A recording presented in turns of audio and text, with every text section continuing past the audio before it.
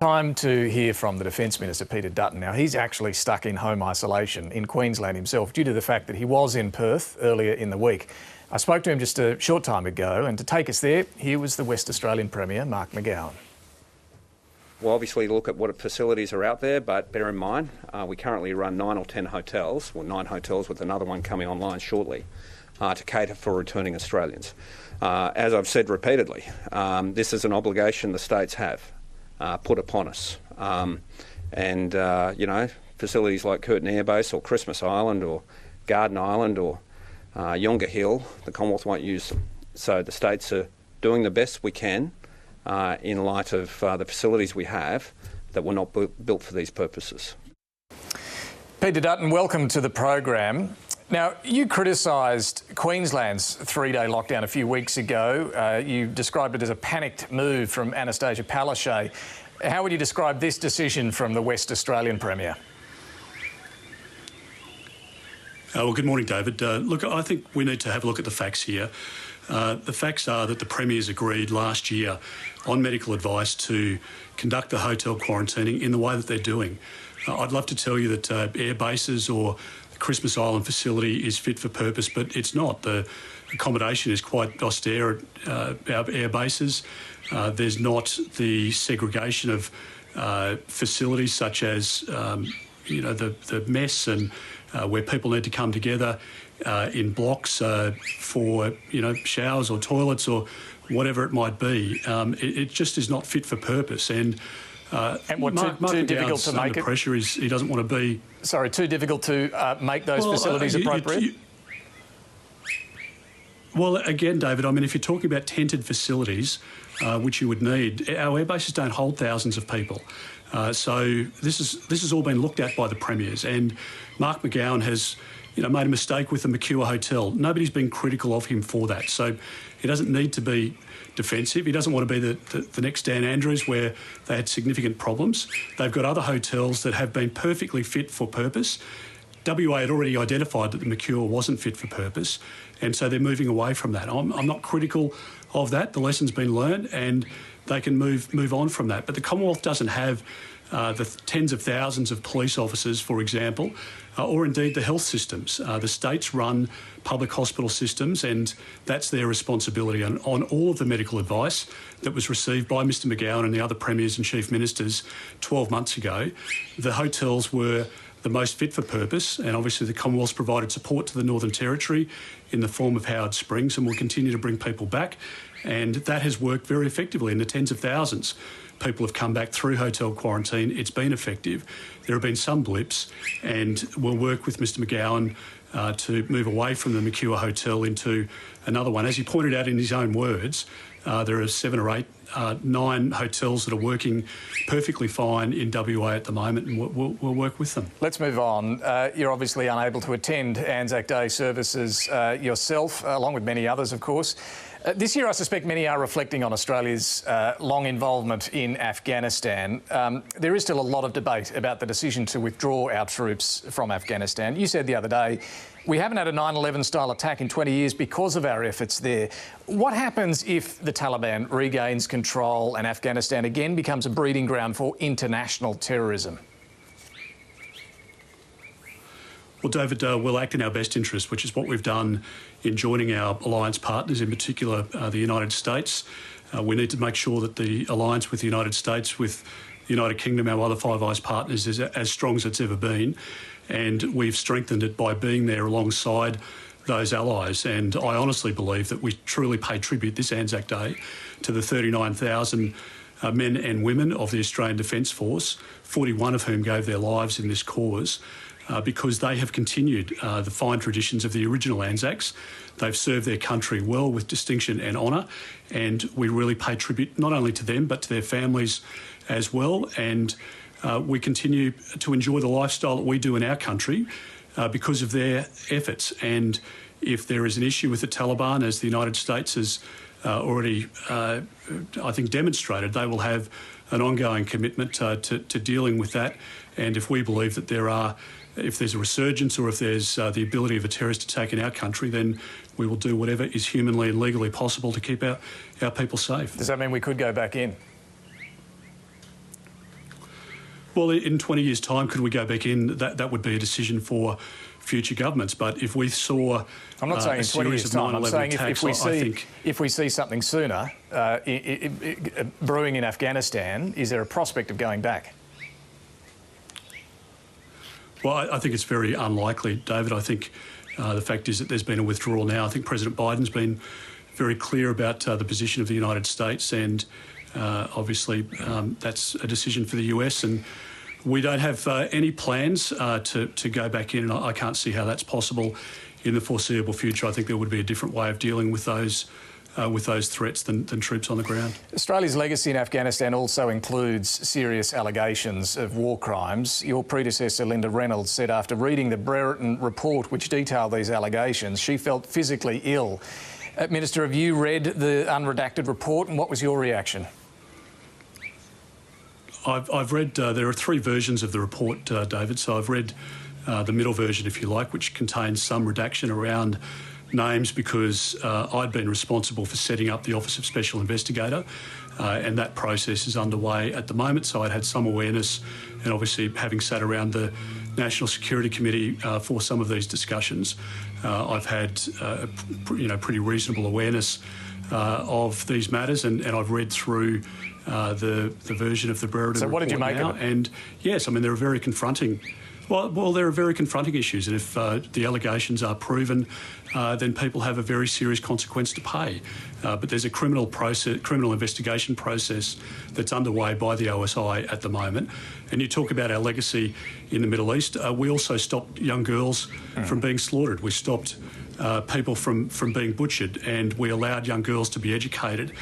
There are many wonderful attributes to the contribution that our 39,000 diggers have made in the Middle East, and that's what I want to concentrate on. For the small number who have done the wrong thing, then there is a process to face there, including potentially a court and jury, and if people are convicted, they will pay the same price under the law as anybody else would. Let me ask you about this process. The report did recommend the meritorious unit citation, a collective honour for the Special Forces, be revoked.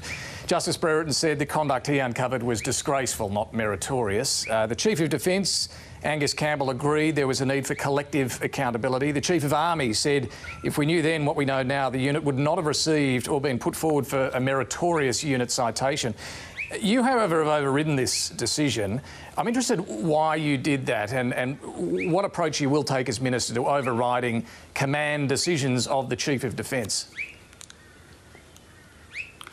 Well, this was in response to the Brereton report, and as you say, it was a recommendation.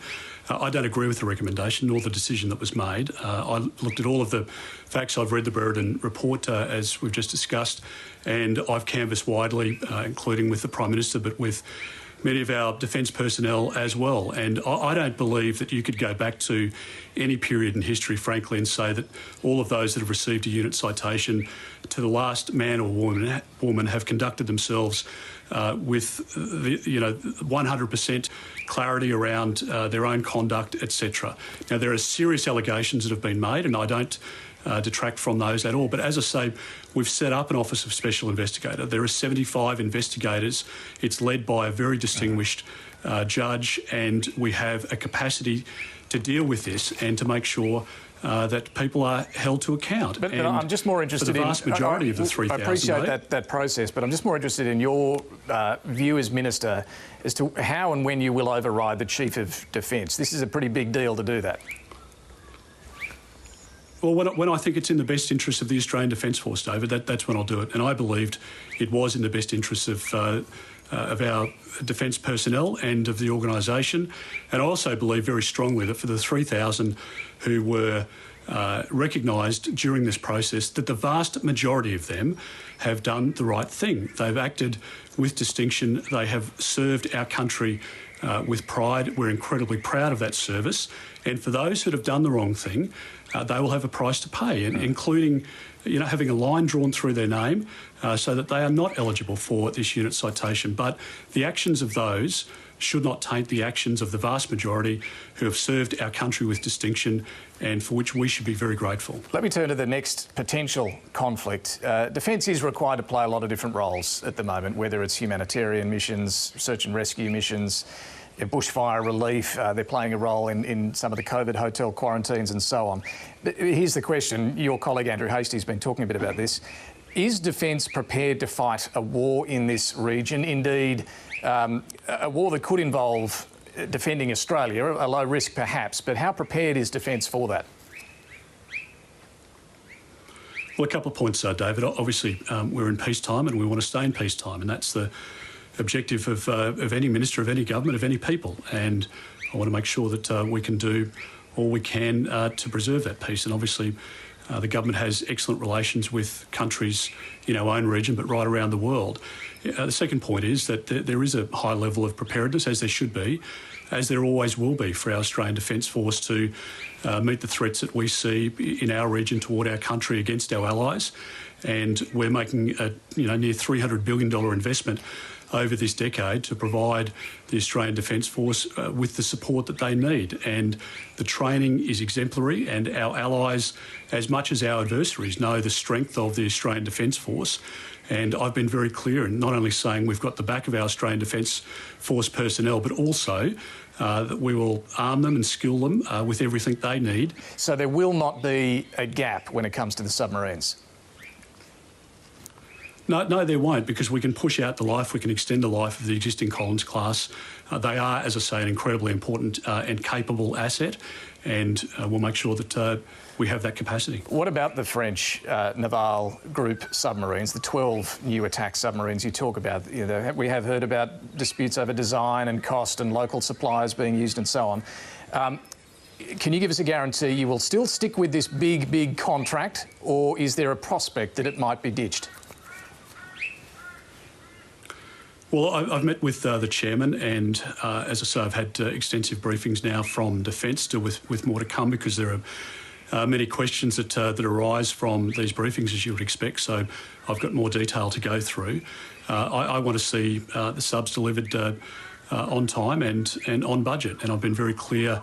I met with the primes and with the heads of those that have very significant contracts with our government. So you'll stick with the contract? You'll stick with the contract? We're not.